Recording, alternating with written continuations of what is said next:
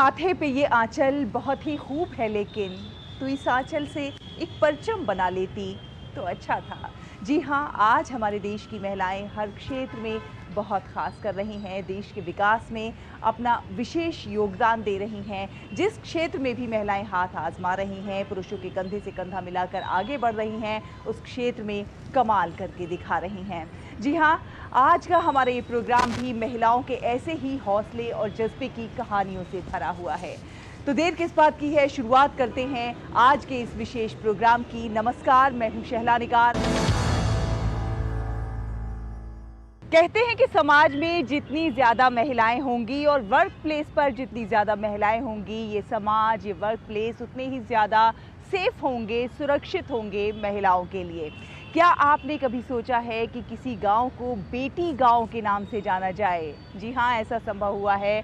गुजरात का पाटीदट गांव जो है वो बेटी गांव के नाम से जाना जाता है। कारण है कि यहाँ पर हर घर सशक्त है, क्योंकि यहाँ की महिला सशक्त है। यहाँ हर घर पे जो नेम प्लेट लगी है वो बेटी के नाम से लगी है। यहाँ पर बालिका पंचायत है, जहाँ पर बेटियाँ फैसले लेती हैं, कार्य करती हैं। कैसे बना ये बेटी गांव, चलिए जानते हैं।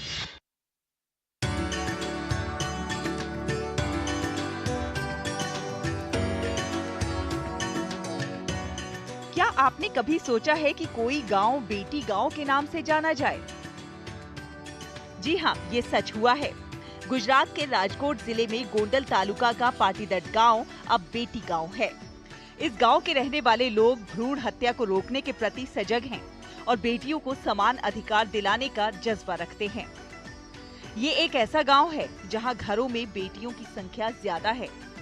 गांव वासियों के इसी समर्पण को देखते हुए जिला प्रशासन ने सहयोग किया और निर्णय लिया कि जिस गांव के घरों में बेटियों की संख्या ज्यादा हो, उस गांव का हर एक घर बेटी के नाम से जाना जाए। और इस तरह इस गांव के 270 घरों के द्वार पर बेटी के नाम की नेम प्लेट लगाई गई है। ये माताएं खुश हैं और गौरवान्वित भी कि उनकी बेटी के नाम से अब उनका घर पहचाना जाएगा। हमें पूरे गांव के साथ मुझे भी पूरा गर्व है कि आज से हमारा गांव बेटी गांव के नाम से पूरे गुजरात या पूरे देश में जाना जाएगा। बेटी गांव में जिला कलेक्टर और जिला विकास अधिकारी के मार्गदर्शन में बालिका ग्राम पंचायत भी चल रही है। इस गांव में सरपंच, उप सरपंच और पंचायत सदस्य समेत सभी पदों पर महिलाएं ही आसीन हैं। और ये केवल नाम के लिए पदों पर आसीन नहीं है, बल्कि अपने सभी कामों को बखूबी अंजाम दे रही हैं। ये कोशिश है सोच बदलने की। इस प्रयास से बेटियों का हौसला बढ़ा है और वो पूरे गांव का नाम देश भर में रोशन करने के लिए तत्पर हैं।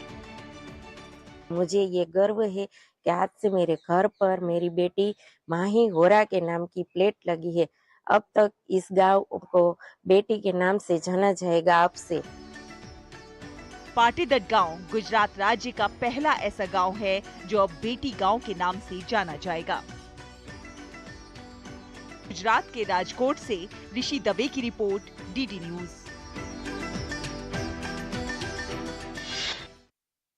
कौन सा समाज कितना ज्यादा विकसित है, इस बात का अंदाजा इस चीज से लगाया जा सकता है कि उस समाज में महिलाओं की स्थिति क्या है। जी हाँ, पाटीदट गांव की महिलाओं ने इस बात को साबित कर दिया है कि वो परिचायक हैं विकसित हो रहे भारत की। जी हाँ, विकास की जीती जागती मिसाल लिख रही हैं ये महिलाएं। अब आपको लेकर चलेंगे हरियाणा के कैथल और दिखाएंगे महिलाओं का मानवता के लिए जज्बा। दिखाएंगे किस प्रकार वो भूखों को भोजन करा रही हैं, मानवता की जीती जागती मिसाल पेश कर रही हैं।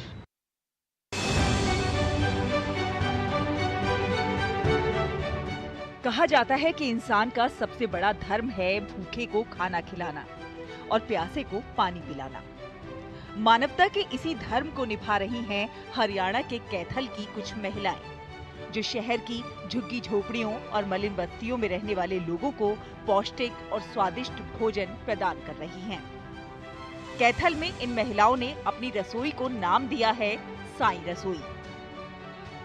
ये एक छोटी सी शुरुआत है। बाबा अपनी कृपा बनाए रखें, ऐसे ही हम खिलाएं। सबको खाता हुआ देख के बहुत अच्छा लगता है कि हमने जो जीवन हमारा है किसी के काम आ रहा है, किसी को 2 रोटी हम खिला रहे हैं, तो बहुत अच्छा लग रहा है। और वो आनंद इतना आ रहा है ना कि हमें लग रहा है कि हम बाबा के बहुत पास हैं। बाबा की हमने हर बात मानी है, हमें ऐसा एहसास होता है और बहुत बहुत अच्छा लग रहा है कि कोई खा रहा है और वो खुश होके हमें आशीष दे रहा है। ये हमारे साथ बाबा भी है, हमारे साथ बच्चों, हमारे बाबा भी सबको लंगर खिलाते थे। उनका भी यही था कि अन्न दान से बड़ा कोई दान नहीं है, और वो सबको पेट भर के अपने हाथों से सबको खिलाते थे। हम भी उनके नक्शे कदम पे चल रहे हैं और बाबा की दी हुई शिक्षाओं को आगे फॉलो कर रहे हैं। हमारे बाबा सत्यानंद महाराज जी अम्बाला रहते हैं और वो भी यही करते हैं। वो भी सबको अपने हाथों से भोजन बना के खिलाते हैं। 85 साल के हो गए और वो भी यही सेवा, अन्न सेवा को सबसे पहले समझते हैं, भूखे को भोजन खिलाना। ये देखिए किस प्रकार साईं समूह की श्रद्धालु महिलाएं अपने घरों से स्वादिष्ट भोजन बनाकर झुग्गी झोपड़ियों में ले जा रही हैं और लोगों को सर्व कर रही हैं। इन महिलाओं का मानना है कि इस प्रकार जरूरतमंदों को अपने हाथों से बनाया गया स्वादिष्ट भोजन खिलाकर उन्हें मानसिक संतुष्टि की अनुभूति होती है। साईं जी हमेशा यही शिक्षा देते थे कि भूखों को ही अन्न खिलाना है। इसे बच्चे जो छोटे छोटे खा रहे हैं उनको देख के हमें आत्मा को शांति मिलती है। हमने आगे भी इसी प्रेरणा से ही हम आगे चलते रहेंगे और ऐसे ही रसोई को अपना अग्रसर लेके जाएंगे। घर से चावल, राजमा, खीर, रोटी, फल, लेज, रस सब बांट रहे हैं। बच्चे उन्हें लेके इतने खुश हो रहे हैं ना कि मतलब उनकी आशीष से हमें मिल रही है कि हम आगे ये अपने कार्य को और आगे बढ़ाएं।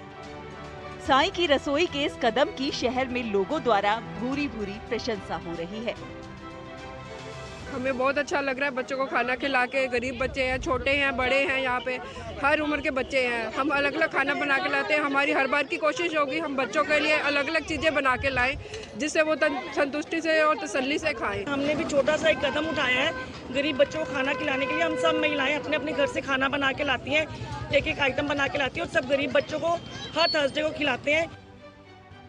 कहते हैं कि साईं बाबा अपनी कुटिया में अपने हाथों से भोजन बनाकर लोगों को खिलाते थे। इसी से प्रेरित महिला समूह की प्रभारी प्रिया ठकराल ने कई अन्य महिलाओं सुषमा, गीता, अंजलि, वंदना, सारिका और शालू के साथ मिलकर भोजन कराने का ये अभियान चलाया है। साईं रसोई समूह की सभी सदस्य महिलाएं हर वीरवार दोपहर को अपने घरों से चावल, रोटी, राजमा, चने, मिक्स वेज, खीर, हलवा और तरह तरह के स्वादिष्ट व्यंजन बनाकर लेकर आती हैं और जरूरतमंद लोगों को अपने परिवार के सदस्यों की तरह खाना परोसती हैं। अब साईं की रसोई की कोशिश है कि हर दिन लोगों तक भरपेट भोजन पहुंचाया जाए। कैथल से नवीन मल्होत्रा की रिपोर्ट, डीडी न्यूज।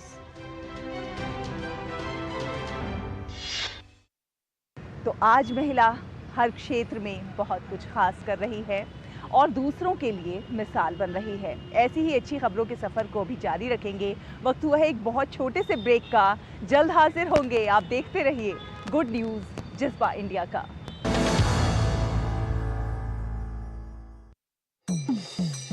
सुनिए सुनिए सुनिए, ताऊ, चाची, बहन, भाईजान, हमारे बाबा के पास है हर समस्या का समाधान। बाबा, सूखा, बाढ़ जैसी प्राकृतिक आपदा के नुकसान से सुरक्षित हो मेरे क्षेत्र का हर किसान। कोई है निदान?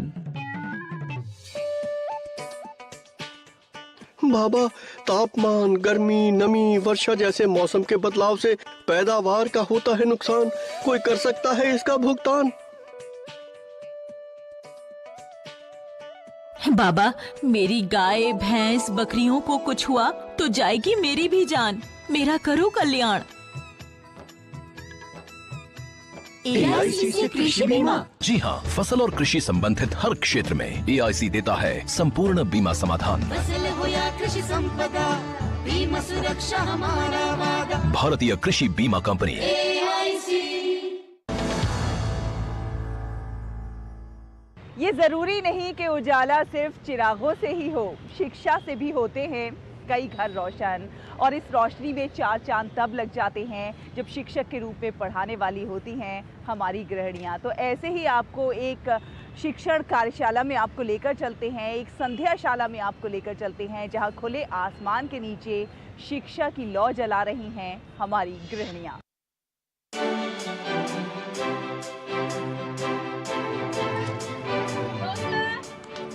साबरमती नदी के किनारे बरगद के पेड़ की छाया में शिक्षा मंदिर बनी है ये संध्याशाला।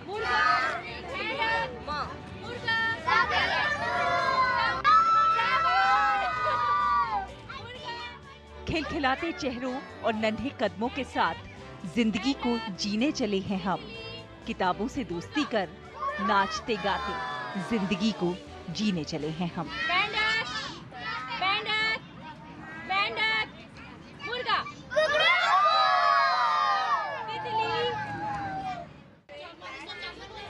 कहते हैं कि घर की रचनाकार गृहिणी किसी डिग्री की मोहताज नहीं होती। मैनेजमेंट से लेकर प्लानिंग तक और पैसों से लेकर पढ़ाई तक का ध्यान रखती ये हाउसवाइफ्स एक बेहतर शिक्षक हैं, जिसका उदाहरण है ये संध्याशाला। यहाँ साबरमती रिवर फ्रंट पर बस्तियों में रहने वाले गरीब बच्चों की चहेती शिक्षक बनी हैं ये गृहिणियाँ। घर की सभी जिम्मेदारियों को पूरा कर अपना वक्त निकाल इन मासूम बच्चों को मुफ्त में शिक्षा देने का काम कर रही हैं। संध्याशाला से शुरू से ही जुड़ी हुई हूँ। हमने जब से स्टार्ट किया है, इसको हो गए 8-9 साल, तब से हम जुड़ी हुई हूँ। और ये यहाँ पे आने का मेरा मकसद यही है कि इन बच्चों को हम कुछ सिखा सके। नानी तेरी मोरनी को मोर ले गए, बाकी जो बच्चा था काले चोरे गए। मैं बड़ी होके पुलिस बनूंगी। इन मासूम आंखों में पलते सपनों को उड़ान देकर किताबी शिक्षा को रोचक तरीकों और प्यार से पढ़ाती ये गृहिणियां इनकी शिक्षक के साथ साथ इनकी दोस्त भी हैं। और इसी वजह से स्कूल में 7 घंटे पढ़ने के बाद भी इन बच्चों को यहाँ आना पसंद है। रंग, जाति, धर्म सभी भेदों को भुलाकर केवल शिक्षा के रंग में डूबकर ये बच्चे पढ़ लिखकर अपने माँ बाप के वो हर सपने पूरा करना चाहते हैं जिसका ख्वाब कभी उन्होंने देखा था। और इसीलिए ये संध्याशाला आर्थिक रूप से कमजोर इन परिजनों की चिंता का हल बनी है। ये तो बस शुरुआत है, यहाँ से आगे निकलकर अभी तो कई मुकाम हासिल करने हैं। अमीरी गरीबी की दीवार को लांघकर आगे बढ़ती शिक्षा जीवन में ऐसे बदलाव लाती है जो सफलता की ओर आगे कदम बढ़ाते हैं। आत्मविश्वास और सेवा के भाव से की गई इन गृहिणियों की ये पहल शिक्षा से इन बच्चों के जीवन को सकारात्मकता की ओर ले जाने का काम करेगी। DD news. महिलाएं न केवल शिक्षण के क्षेत्र में अपना विशेष योगदान दे रही हैं, बल्कि सेल्फ हेल्प ग्रुप बनाकर खेती किसानी में भी अपने हाथ आजमा रही हैं और उसके लिए ऐसी ऐसी चीज़ें तैयार कर रही हैं जिससे खेती एक नए आयाम पर पहुंचे और मुनाफा 2 गुना 3 गुना हो। जी हाँ, उर्वरक तैयार कर रही हैं, उन्हें बाजार तक पहुंचा रही हैं और देखिए इनके उर्वरकों की विशेष मांग है क्योंकि ये सब जैविक उर्वरक हैं। निबिया बेगमपुर उत्तर प्रदेश के सैकड़ों दूसरे गांवों की तरह है, लेकिन इस गांव ने कुछ ऐसा किया है जो इसे बाकी गांवों से अलग बनाता है। राजधानी लखनऊ से लगभग 100 किलोमीटर दूर बसे इस गांव में एक केंद्र है जहां ग्रामीण महिलाएं जैव उर्वरक, जैव कीटनाशक और जैवनाशी तैयार करती हैं, उन्हें पैक करती हैं और बिक्री के लिए किसानों तक पहुंचाती हैं। इन्हें बनाने के लिए कच्चे माल के लिए उन्हें परेशान नहीं होना पड़ता है। ये सब उन्हें अपने आसपास ही मिल जाता है, जैसे गाय का गोबर, नीम की पत्तियां और कई तरह के औषधीय पौधे। जैव उर्वरक को जहां मिट्टी की संजीवनी कहा जाता है, तो वहीं जैवनाशी को पौध रक्षक कहते हैं। इस नए उद्यम के पीछे जिस संगठन की मेहनत है, वो है उन्नति जैविक इकाई। प्रधानमंत्री नरेंद्र मोदी ने मन की बात कार्यक्रम में महिलाओं द्वारा किए जा रहे इसी अनूठे प्रयास की तारीफ की।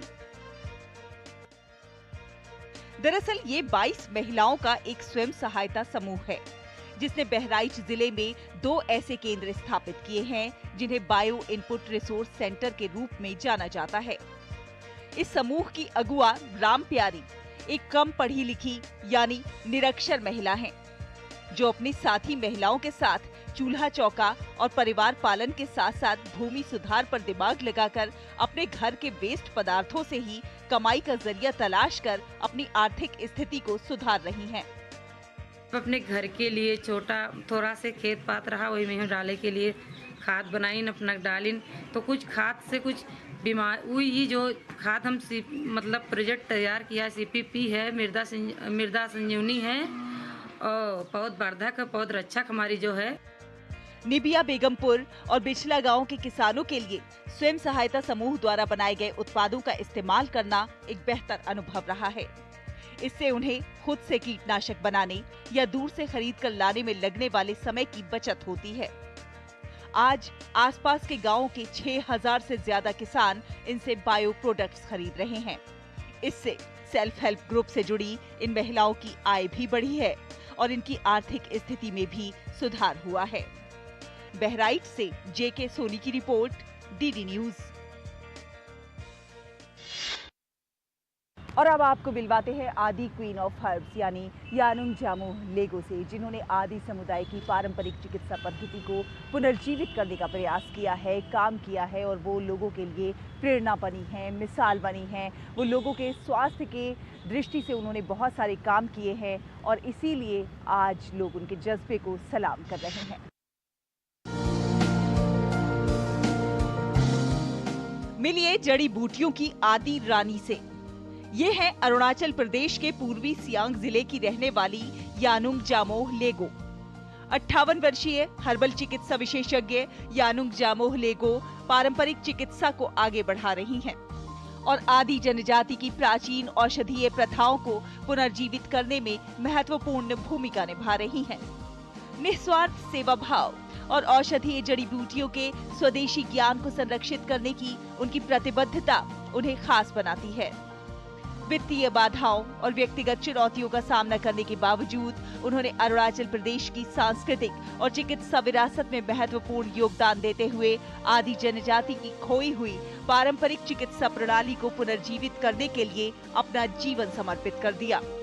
और इसीलिए प्रधानमंत्री नरेंद्र मोदी ने मन की बात कार्यक्रम में उनके कामों की सराहना की। 10,000 से अधिक रोगियों को चिकित्सा देखभाल प्रदान करने के बाद यानुंग ने न केवल लोगों के शरीर को ठीक किया है बल्कि समुदायों को भी सशक्त बनाया है। उनकी शैक्षिक पहल ने 1 लाख लोगों को औषधीय जड़ी बूटियों के लाभों से अवगत कराया है। अपना देश के लिए प्यार, इंसान के लिए प्यार, जानवर के लिए प्यार, पेड़ पौधे के प्यार, धरती के लिए प्यार, सच्चा प्यार। जो प्यार सच्चा होता है, दिल से निकलता है, वो तो डायरेक्ट गॉड से रिलेटेड होता है ना। यानुंग जामोह लेगो हर साल 5000 से अधिक औषधीय पौधों को भी रोपती हैं। हर्बल पौधों से मलेरिया, पीलिया, गैस्ट्राइटिस, एसिडिटी जैसे रोगों से बचाव के लिए तरीके अपनाती हैं। इसके अलावा लोगों को अपेंडिसाइटिस, बवासीर, अस्थमा, कैंसर, रेबीज, गुर्दे की पथरी, अस्थमा, ब्रोंकाइटिस, निमोनिया, खांसी, साइनसाइटिस और टॉन्सिलाइटिस आदि रोगों के इलाज किए जाते हैं। ये सारे इलाज पूरी तरह पारंपरिक हर्बल विधियों पर आधारित हैं। आदि जनजाति और पूरे अरुणाचल प्रदेश की खोई हुई पारंपरिक चिकित्सा प्रणाली के पुनरुद्धार के लिए यानुंग जामोह लेगो का समर्पण अटूट रहा है। औषधीय जड़ी बूटियों के समृद्ध पारंपरिक ज्ञान को संरक्षित करने और बढ़ावा देने और भावी पीढ़ियों के लिए इसकी निरंतरता सुनिश्चित करने में उनकी अहम भूमिका रही है। यानुंग जामोह लेगो पारंपरिक उपचार विधियों की तलाश करने वाले लोगों के लिए आशा की एक किरण है। अरुणाचल प्रदेश से ब्यूरो रिपोर्ट, DD न्यूज।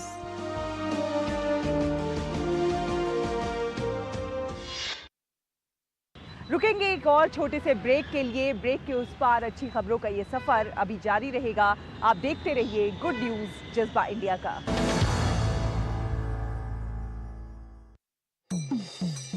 सुनिए सुनिए सुनिए, ताऊ चाची बहन भाईजान, हमारे बाबा के पास है हर समस्या का समाधान। बाबा, सूखा, बाढ़ जैसी प्राकृतिक आपदा के नुकसान से सुरक्षित हो मेरे क्षेत्र का हर किसान। कोई है निदान?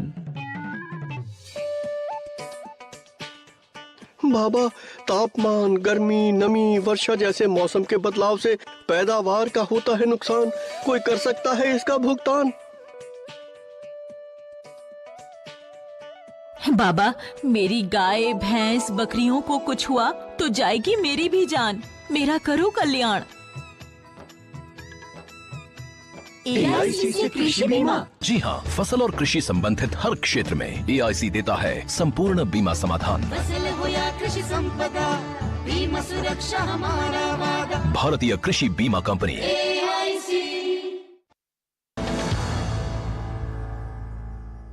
ब्रेक के बाद एक बार फिर आप सभी का बहुत बहुत स्वागत है। आप देख रहे हैं गुड न्यूज जज्बा इंडिया का।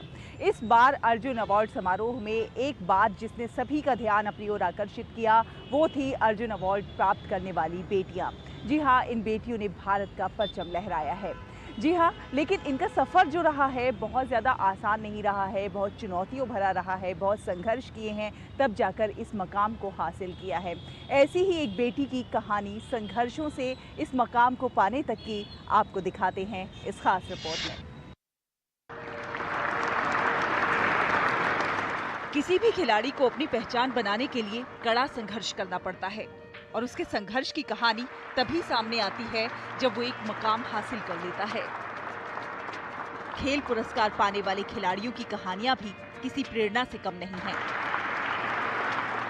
इस बार अर्जुन अवार्ड हासिल करने वाली खो-खो की कैप्टन नसरीन शेख दिल्ली की शकूरपुर की तंग गलियों में एक कमरे के छोटे से मकान में अपने माता पिता और भाई बहनों के साथ रहती हैं। नसरीन के पिता मोहम्मद गफूर बाजार में पटरी पर बर्तन की दुकान लगाते हैं। 23 साल की ये खो-खो खिलाड़ी अर्जुन अवार्डी नसरीन शेख ने अपने जीवन में घोर आर्थिक तंगी का सामना किया है। कई व्यक्तिगत चुनौतियां भी झेली हैं, लेकिन कभी भी अपने सपनों की उड़ान की राह में इन्हें बाधा नहीं बनने दिया। मैंने ये गेम इसलिए चुना क्योंकि इसमें एंडोरेंस, स्पीड, एजिलिटी जो किसी और गेम में हमें मतलब हम खो खो वाले किसी भी गेम को पार्टिसिपेट कर सकते हैं अगर हम खो खो खेल रहे हैं तो। और ये तो वैसे भी हमारे माटी का गेम है, हमारे इंडियन गेम है ये। नसरीन का नाम उस समय सुर्खियों में आया जब साल 2019 में हुए दक्षिण एशियाई खेलों में उनकी कप्तानी में भारत ने गोल्ड मेडल जीता। अब तक नसरीन लगभग 35 नेशनल और 2 इंटरनेशनल खेलों में शिरकत कर चुकी हैं। इसके अलावा एशियन गेम्स 2016 और 2018 में भी नसरीन शामिल थी। नसरीन के हौसलों को परवाज देने में उनके पिता का भी बड़ा रोल है। नसरीन लड़कियों को खेल में बेहतर करने के लिए हमेशा जागरूक करने का प्रयास करती हैं, ताकि खेल को केवल मनोरंजन नहीं बल्कि करियर के रूप में देखा जाए।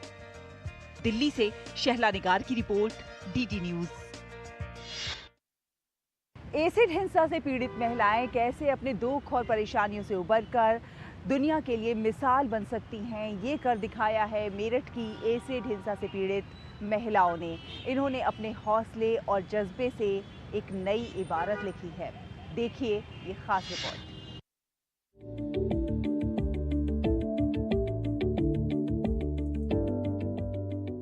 इरादे नेक हो तो सपने भी साकार होते हैं, और जब कुछ करने की चाहत दिल में होती है तो कामयाबी जरूर मिलती है और रास्ते के कांटे भी निकल जाते हैं। ऐसा ही कुछ कर दिखाया है मेरठ की तेजाब पीड़ित महिलाओं ने, जिन्होंने अपने सपनों के पंखों को नई परवाज दी है। ये सिर्फ एक कैफे नहीं है, बल्कि ये परिचायक है दृढ़ निश्चय का, ये परिचायक है सशक्तिकरण का। मेरे अटैक को 5 साल हो गए हैं और 1 लाख का फंड मुझे अभी भी केंद्र सरकार के द्वारा मिला है।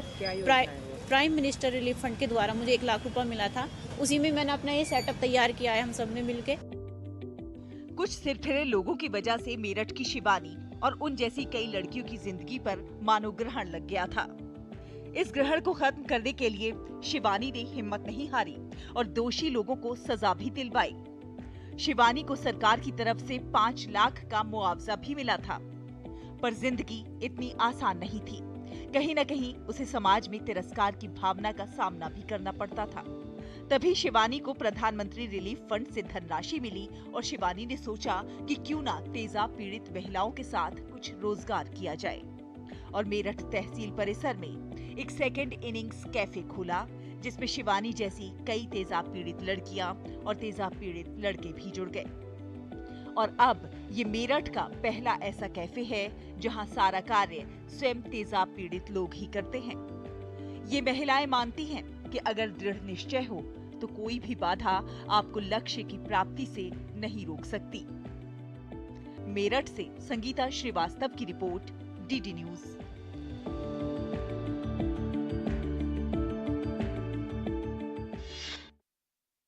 उत्तराखंड के पर्वतीय क्षेत्रों में ऊंचाई वाले स्थानों पर चीड़ के पेड़ पाए जाते हैं, जिनकी पत्तियों को पिरुल कहा जाता है और कई बार ये पिरुल जो है वनाग्नि का भी कारण बन जाता है।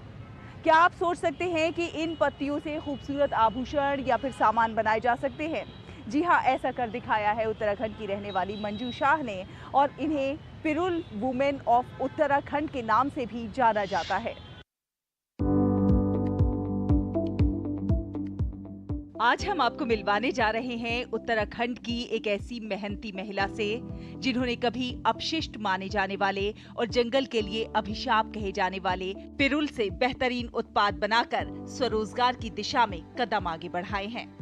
जी हाँ, हम बात कर रहे हैं पिरुल वुमेन ऑफ उत्तराखंड के नाम से मशहूर मंजू शाह की, जिनके उत्पादों की न केवल उत्तराखंड में बल्कि देश विदेश में भी भारी मांग है। दरअसल चीड़ की पत्तियां पहाड़ों में जगह जगह कचरे का कारण होती थी और ये जंगल की आग का भी सबसे बड़ा कारण बनती थी। इन्हीं चीड़ की पत्तियों का सदुपयोग करने के उद्देश्य से उन्होंने इसे एकत्रित करना शुरू किया। इसके बाद उन्होंने इससे फूलदान, टोकरियां और कटोरे आदि बनाना शुरू कर दिया। फिर क्या था, उन्होंने पिरुल से ही गोल टोपी, बैठने की सीटें और डोरमैट भी बनाए। धीरे धीरे उनके उत्पाद बिकने लगे और भारी संख्या में बाजार से डिमांड्स आने लगी। इस मांग को देखते हुए उन्होंने गांव की अन्य महिलाओं को भी पिरुल से विभिन्न उत्पाद बनाने का प्रशिक्षण देना शुरू किया। ये उनके अथक प्रयासों का ही नतीजा है कि आज गांव की अन्य महिलाएं और बेटियां अपनी आर्थिक स्थिति को मजबूत करने में कामयाब हुई हैं। उत्तराखंड से ब्यूरो रिपोर्ट, डीडी न्यूज।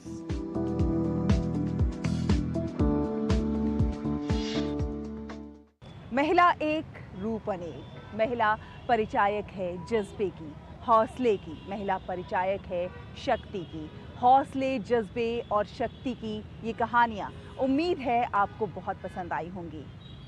आपको हमारा ये प्रोग्राम कैसा लगा, आप हमें लिख सकते हैं। हमारा ईमेल आईडी है ddgoodnewsindia@gmail.com। अगले हफ्ते फिर हाजिर होंगे कुछ और अच्छी खबरों के साथ। तब तक के लिए हमारी पूरी टीम को दीजिए अनुमति। नमस्कार।